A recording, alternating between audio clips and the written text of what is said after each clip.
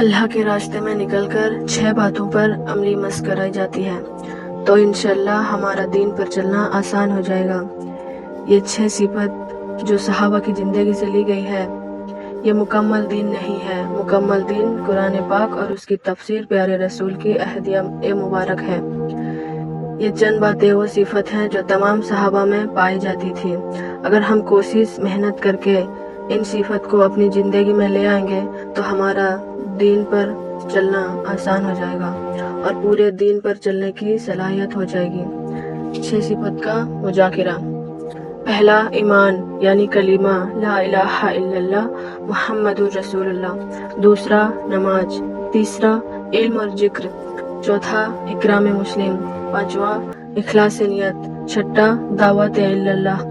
پرہیز کے طور پر لائنی باتوں سے بچنا، ایسی بات جس سے نہ دین کا اور نہ ہی دنیا کا فائدہ ہو، کہ کسی سے کچھ نہیں ہوتا اور سب کچھ ایک اللہ سے ہی ہوتا ہے۔ وہی تنہا طاقت والا ہے اور صرف اسی کی عبادت کرنی ہے، کیونکہ سارے اسباب کا نفع نقصان اس کے ہاتھ میں ہے۔ اور جناب رسول اللہ محمد صلی اللہ علیہ وسلم کے طریقوں پر دنیا کا اور آخرت دونوں جہاں کی کامیابی ہے۔ اس کے علاوہ تمام طریقے باطل ہیں اور دنیا اور آخرت میں ناکام کرنے والے ہیں۔ اس یقین کو حاصل کرنے کے لیے 3 لائن کی محنت ہے۔ پہلا، دعوت، کلمہ ایمان کی امت میں چل پھر کر دعوت دینا۔ دوسرا، مشق، اللہ کی قدرت پر غور اور فکر کرنا اور اپنی دعوت کے بعد اس کے بارے میں دل سے کہنا کہ جو دعوت میں نے دی ہے وہ حق ہے اور سچ ہے۔ تیسرا، دعا، ایمان کی حقیقت کو اللہ سے رو رو کر دعائیں کے ذریعے سے مانگنا کہ اللہ ہمیں ایمان کی حقیقت عطا فرما۔ دوسرا، نماز۔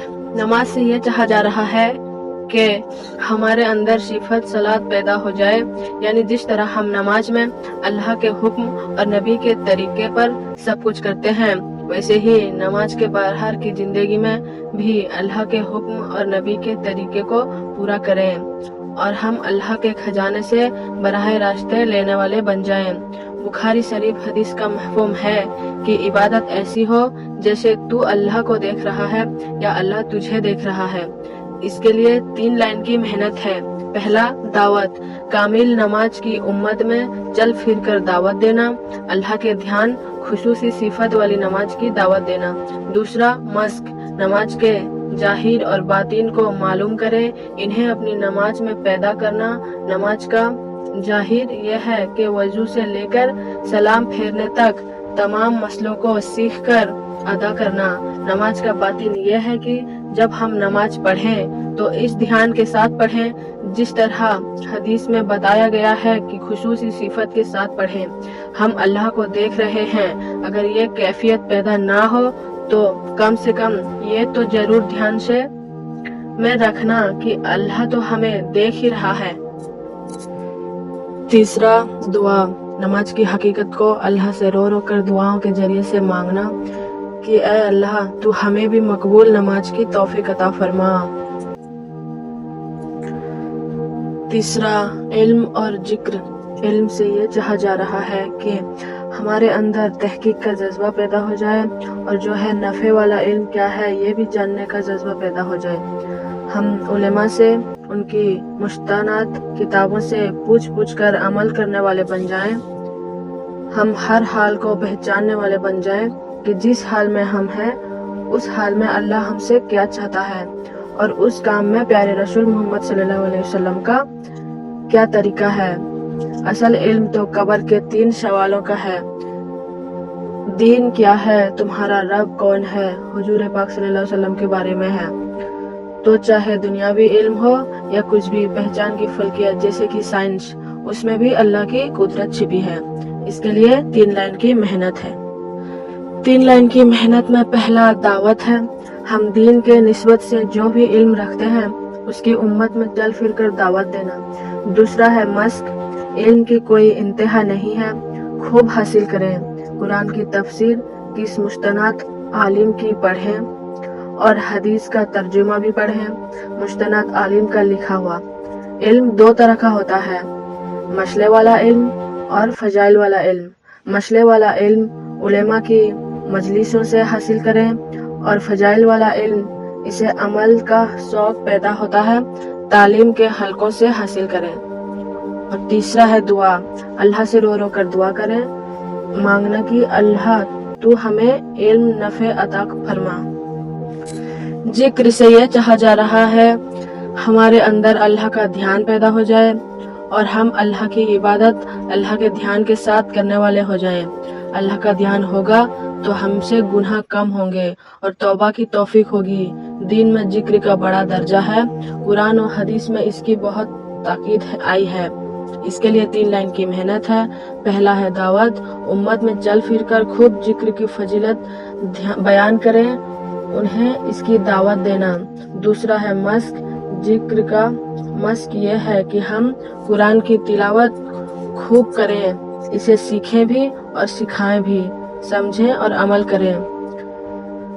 دوسرا ہے تسبیحات کی پابندی روزانہ کریں، کوشش کریں کہ صبح شام 100 بار تیسرا کلمہ، 100 بار درود شریف، 100 بار استغفار پڑھیں، ساتھ ہی ساتھ مسنون دعاؤں کا بھی اہتمام کریں۔ تیسرا ہے دعا، ذکر کی حقیقت کو اللہ سے رو رو کر دعاؤں کے ذریعے سے مانگنا کہ اے اللہ تو ہمیں بھی اپنے ذکر کی توفیق عطا فرما۔ چوتھا ہے اکرام مسلم۔ اکرام مسلم سے یہ چاہا جا رہا ہے کہ ہمارے اندر اثار ہمدردی اور غم خواری کا جذبہ پیدا ہو جائے، ہم بڑوں کی عزت، چھوٹا پر شفقت اور علماء دین کی قدر کرنے والے بن جائیں۔ ہم نہ صرف مسلمانوں کی بلکہ غیر مسلمانوں کے حقوق کو بھی ادا کریں، یہاں تک کہ جانور کے بھی حقوق ادا کریں۔ ہم ہر مسلمان کی عزت کریں، اس کو اپنے سے اچھا سمجھیں کہ اس کے پاس ایمان ہے، اور اگر وہ ایمان کے ساتھ دنیا سے گیا تو جنت میں جائے گا۔ کسی کو فقیر نہ سمجھیں تاکہ اس امت میں جوڑ پیدا ہو سکے۔ ہم اپنے حق کی رعایت کرتے ہوئے دوسروں کے حق کو پوچھ پوچھ کر ادا کرنے والے بن جائیں۔ اس کے لیے بھی 3 لائن کی محنت ہے۔ پہلا ہے دعوت، امت میں چل پھر کر انہیں اکرام کی دعوت دینا اور اپنے اخلاق کو سب سے اچھا بنا کے رکھنے کی کوشش کرنا۔ دوسرا ہے مشق، ہم سلام میں پہل کرنے والے ہوں اور سلام کو خوب عام کرنے والے ہوں۔ جب کوئی بیمار ہو تو اس کی عیادت کرنے جائیں، کوئی پریشان ہو تو اس کی تعزیت میں جائیں، آس پڑوس والوں کی خیر خیریت لیتے رہیں، سب سے محبت کریں۔ تیسرا ہے دعا، دعا اللہ سے رو رو کر دعاؤں کے ذریعے سے مانگنا کہ اے اللہ تو ہمیں بھی دوسروں کا اکرام کرنے والا بنا دے۔ پانچواں ہے اخلاص نیت۔ اخلاص نیت سے یہ چاہا جا رہا ہے کہ ہم جو بھی نیک عمل کریں خالص اللہ کو راضی کرنے کے لیے کریں، نماز اور نمود، شہرت اور کسی کو دکھلاوے کے لیے نہ کریں۔ اللہ تمام عملوں میں سے اسی عمل کو قبول کرتے ہیں جو خالص انہی کے لیے کیا گیا ہو۔ اس کے لیے بھی 3 لائن کی محنت ہے۔ دعوت میں چل پھر کر اخلاص کی دعوت دینا۔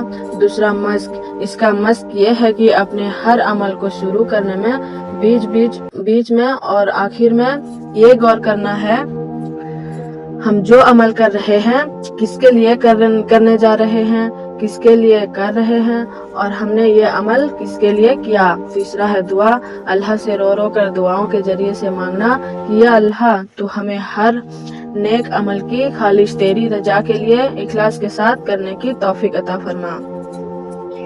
چھٹا اور آخری ہے دعوت تبلیغ۔ دعوت تبلیغ سے یہ چاہا جا رہا ہے کہ اللہ کا دیا ہوا جان، مال اور وقت کا صحیح استعمال ہو جائے اور یہ سب کچھ اللہ کے حکموں کے مطابق خرچ ہو جائے، کیونکہ اللہ نے ہمارے جان مال کو جنت کے بدلے میں پہلے ہی خرید لیا ہے۔ ہم پہلے سے ہی بکے ہوئے ہیں، ہمارا کچھ بھی نہیں ہے۔ اس کے لیے بھی 3 لائن کی محنت ہے۔ پہلا ہے دعوت، امت میں چل پھر کر دعوت دینا۔ دوسرا ہے مشق، صحابہ نے دین پر اپنا سب کچھ لگایا، بچوں کو یتیم کیا، بھوکے رہے، حضرت علی رضی اللہ عنہ، حضرت ابوبکر سب دین کے خاطر بہت تکلیفیں اٹھائے، اپنے گھر کو چھوڑا، پوری دنیا میں پھیل گئے۔ صحابہ کی قبریں کہاں کہاں ہیں؟ ہندوستان کے کیرلا اور تامل ناڈو اسٹیٹس میں ہیں، افریقہ کے جندالوں میں، تاکہ صحابہ دین کو لے کر پہنچے۔ انہوں نے اپنا کام پورا کیا، اب ہماری باری ہے، لیکن ہم صحابہ جیسے قربانی کے لائق نہیں ہیں، بہت کمزور ہیں۔ ہماری کمزوری کو دیکھتے ہوئے ایک آسان سی ترتیب ہے، ورنہ اصل تو وہی ہے جو صحابہ نے کیا۔ اس کی ایک آسان ترتیب یہ ہے کہ ہم اپنی پوری زندگی میں ہمت رکھیں اور ایک بار اپنی مشغولی سے وقت نکال کر اللہ کے راستے میں 4 مہینے لگائیں، پھر اس کے بعد ہر سال 40 دن اللہ کے راستے میں نکل کر اور دین سیکھیں۔ ہر مہینہ 27 دن خوب جم کر حلال طریقے سے روزی کمائیں اور 3 دن اللہ کے دین کے لیے نکالیں۔ مسجد کے 5 اعمالوں میں سے اپنے آپ کو شامل کریں، جس میں ایک روزانہ مسجد کی تعلیم میں فکروں کے ساتھ بیٹھیں عمل کی نیت سے، دوسرا گھر میں بھی تعلیم کو زندہ رکھیں تاکہ ہماری ماں بہنوں کا بھی مسئلہ ہے، مرد سے زیادہ عورتیں ہیں، عورتوں سے زیادہ بچے ہیں، ان کی فکر کون کرے گا؟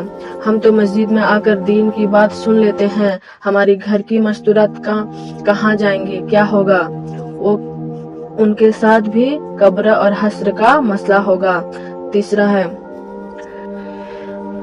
مشوروں کے بھی فکروں کے ساتھ پابندی کریں، کیونکہ ہر چیز میں مشورہ ضروری ہوتا ہے، چاہے مسجد کا کام ہو یا گھر کا، اور اپنے محلے بستی کے لوگوں کو بھی مسجد بلائیں۔